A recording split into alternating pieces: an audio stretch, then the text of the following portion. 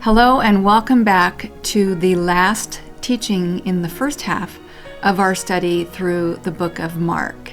This week we looked at Mark 8:22 through 9:13. And if you haven't yet read through the passage, please pause the video and do that now, and then come back and we'll look at this together. Now, just for context, I want us to recall that just last week we had the two-stage healing of the blind man, which served as a metaphor of sight for the disciples, spiritual sight. And what we saw is that just as the repeated touch of Jesus enabled the blind man to see, so also by continuing to follow Jesus, the disciples too will be able to see and understand spiritual truth. And so they have left the blind man and they are now traveling on, and Jesus decides to use this time to begin teaching his disciples some more and to have a discussion. And so he asks the question, who do people say that I am? Now, up to this point, only Mark as narrator, God, and demons have made any kind of pronouncement about the identity of Christ. No other human beings. And so now Jesus wants to hear what the disciples have to say as to who do the people say that he is. And they answer, some say John the Baptist, others say Elijah, and some say you're one of the prophets. Now, to be ranked among these figures showed that Jesus, had pretty good approval ratings with the crowd. However, Jesus isn't really that interested in what the crowd has to think. He wants to hear what his disciples believe. So he asks a second question. Who do you say that I am? After all, these are the men who have been with him. They have experienced one-on-one time with him, fellowship, being trained and taught by him. They've seen his miracles and his power and his authority. And so who do they say that Jesus is? And that is the central question of Mark's gospel. Peter gives an answer that is representative of the 12. He is often the spokesperson for the group, and he declares, you are the Christ. And the Greek word here is Christos. It literally means anointed one. Jesus is the anointed one. He is the Messiah. He is the promised one. Matthew gives us an additional detail. It says that Jesus answered Peter and he said, blessed are you, Simon Bar-Jonah, for flesh and blood has not revealed this to you, but my Father who is in heaven. They finally understand his identity, but it was not by their own merits or their own cunning, but by the divine revelation of God. God the Father had opened their eyes so they could see who Jesus really is. And by declaring that he is the Christ, they are acknowledging that Jesus is the one who they have been waiting for. They've been waiting for so long for Messiah. Their expectation of the Messiah was that he would sit on David's throne. He would finally fulfill the promise to bring all the people back into their land and give them victory over all their enemies. They're going to have peace and prosperity, no more oppressive rule of Rome, no more Roman soldiers walking around with their swords, intimidating them. You can almost imagine the excitement that they had when Jesus affirmed Peter's confession. They had to be thinking, wow, the kingdom is here. It's here. Our king is here. It's going to be amazing. And I try to always think about what would it be like to be in their shoes. And I wonder what that moment felt like as they were thinking this way about the kingdom. And I thought about World War II. In the Liepart household, we love World War II. We love documentaries on it, movies on it, books, whatever World War II, we love it. And we've seen so many of the movies, and often they will start with these heavy scenes of foreign soldiers beginning to infiltrate small towns and villages as they pillage through countries, and they implement curfews, and censorship is enacted, food lines show up. You even see Juden written on the windows and the doors of Jewish-owned shops as a warning to not shop there. And so you see the fear in the people with all these foreigners who are occupying their land, and you can just feel the fear and the oppression of that. And then you fast forward to the end of the movie, and you see these newspaper headlines, "The war is over." And you see parades of Allied soldiers as they are marching through these towns and villages. The people are in the streets, jubilant, dancing, singing in the streets, hugging, kissing, waving flags. And you can just feel the joy and the excitement and the relief. The war is over. The occupation is over. And I just wonder if the disciples, even for a moment, felt some of this excitement as it's dawning on them. This is the Messiah. I wonder if the disciples felt some of this kind of excitement. Perhaps they were already thinking about how Jesus might put together this new kingdom, this new government, and who should fill his cabinet positions. Maybe Peter could be Secretary of the Commerce, or James and John, the sons of thunder, could be in charge of the military. And let's put Judas as Secretary of the Treasury. After all, he's so good with money. I mean, why else do you think they are always arguing about who is the greatest and who is going to sit on the right hand and who is going to sit on the left hand of Jesus? They are vying for positions in this new kingdom. And then they hear these shocking words in verse 31. And he began to teach them that the Son of Man must suffer many things and be rejected by the elders and the chief priests and the scribes and be killed, and after 3 days rise again. And he said this plainly. There's no ambiguity here. Jesus is very clear. And they had to be shocked by this. They're thinking victory, and this looks like defeat. Talk about raining on their parade. So we see that Peter has supplied the proper title, but he and the others have the wrong understanding. They hear these shocking words: suffering, rejection, death. And not only will Jesus die, but by whose hands? It won't be at the hands of the wicked and the godless, but by the chief priests and the elders and the scribes, by those who were always thought to be so good. To quote one commentator, he writes, "It's not humanity at its worst that will crucify the Son of God, but humanity at its best." So I think we can sympathize with Peter when he says, no, that's not happening. And he begins to rebuke Jesus. In fact, Matthew 16 adds an additional detail. He tells us what Peter actually says to Jesus. He says, "Far be it from you, Lord. This will never happen to you." I think we can see how difficult this was for them to grasp. Never in Israel was it heard that Messiah should suffer. Certainly there is the image of the suffering servant in Isaiah, but somehow this escaped them and escaped the people and the disciples. They had not connected the suffering servant with the advent of Messiah. So Peter takes Jesus aside and he is going to set him straight. Clearly, Jesus is confused here. Well, Jesus is going to set Peter straight, and that comes in the very next thing that he says, "Get behind me, Satan."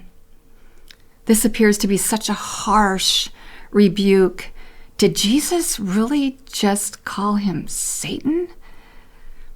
You see, if they continued to think in human terms that conflict with the things of God, then they are acting more like an enemy than a disciple. If what Jesus is saying is true, then there are huge implications for those who follow Jesus. If this is what messiahship looks like, what does discipleship look like? Jesus basically says the same thing in several different ways here in verses 34 through 37. If anyone is the first thing that I want us to look at. This is a wide open invitation. Anyone who wants to come can come and follow Jesus. There's no exemptions here. And this is the heart of God, that all would come. And so it's a wide open invitation. Notice also the call is to follow, to come after or to follow. In the Old Testament, the call to follow God is rare. Rather, the call is to walk in the ways of the Lord, to walk according to the statutes of the Lord.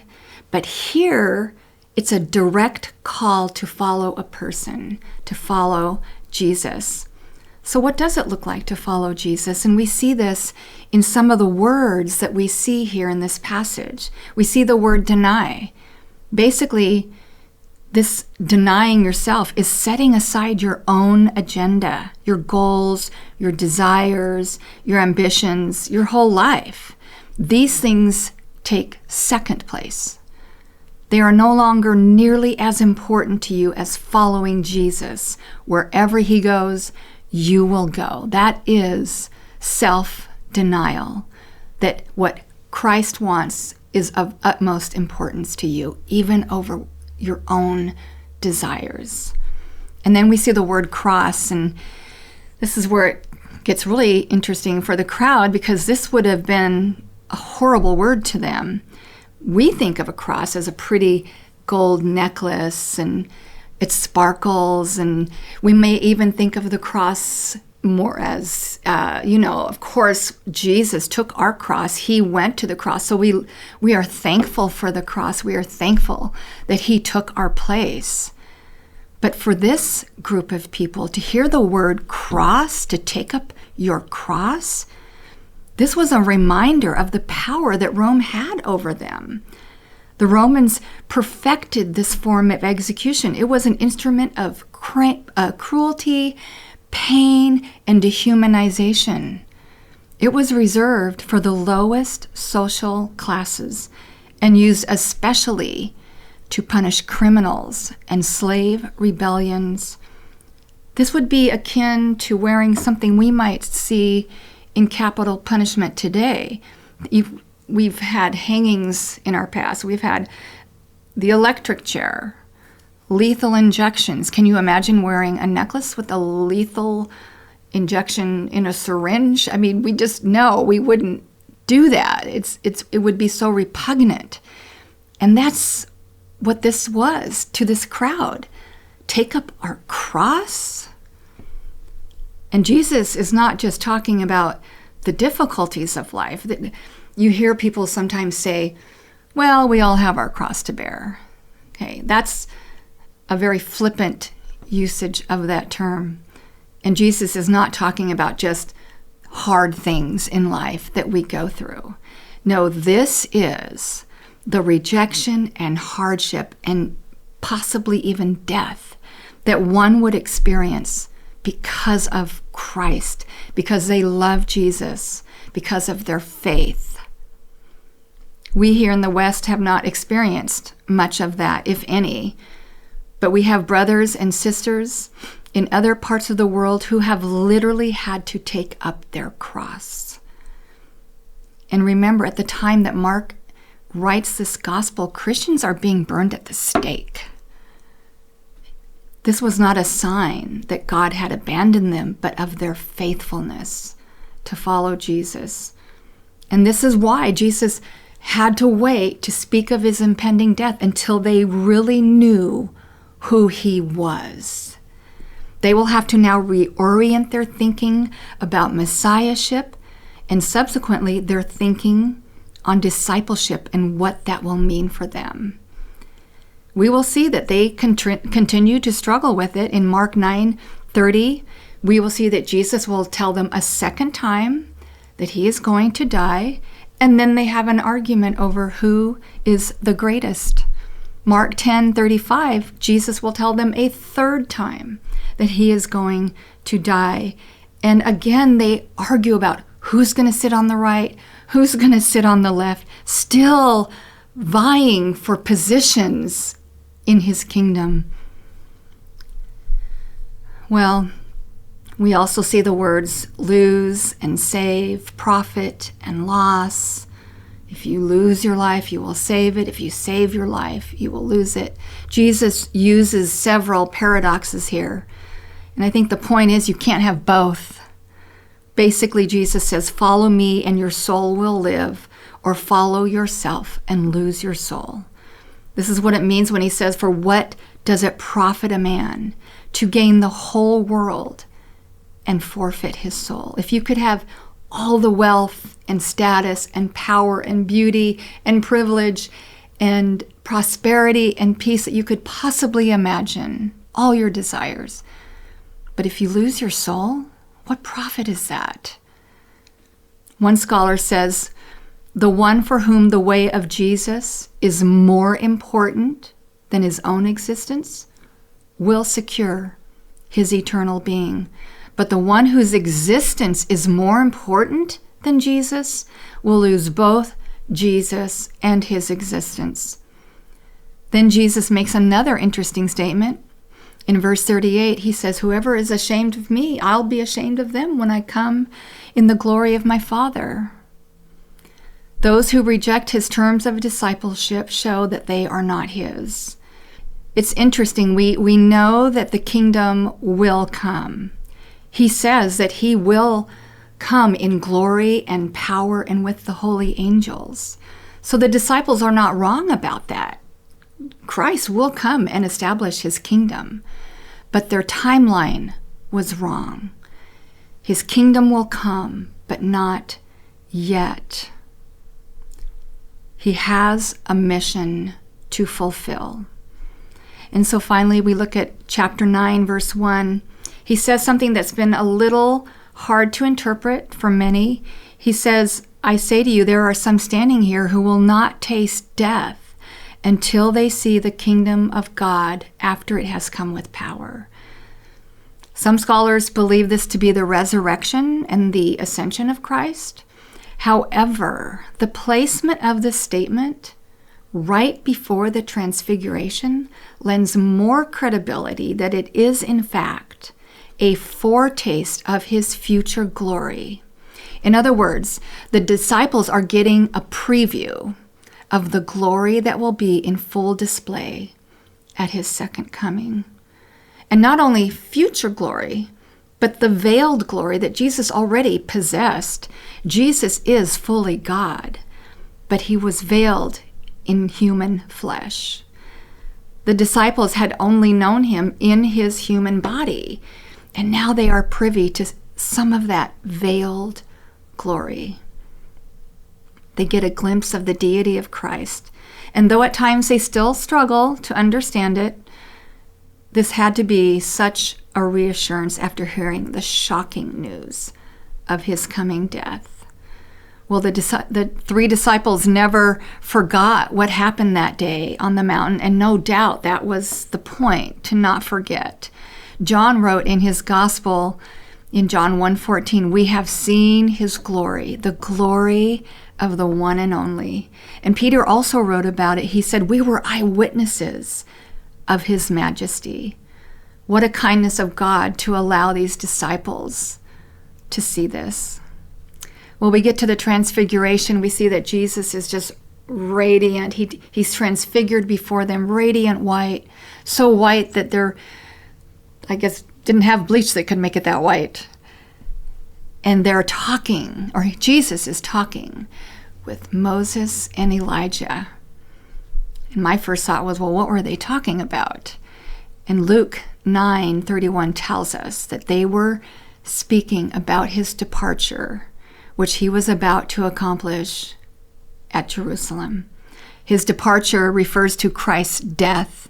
Peter uses this same word to speak of his own death, his own impending death, in 2 Peter 1:15. So we can imagine this incredible scene, and Peter clearly doesn't know how to process what he's seeing. All of a sudden he says, hey, let's make 3 tents, one for you, Jesus, one for Elijah, one for Moses. This will be great. And we're told they're terrified, and he doesn't even know what he's saying. I think he often just said whatever popped into his head. Maybe it's also possible that Peter was still thinking about the millennial kingdom, and maybe he still had hope that it was about to be inaugurated. Let's stay on this mountain and rule from here, and so why wouldn't we want to build permanent structures? After all, Moses is here and Elijah, let's go. Well, we could speculate for a long time about why Peter said this. Who knows? But what is more important than what Peter says is what the Father has to say. He says, this is my beloved Son, listen to him.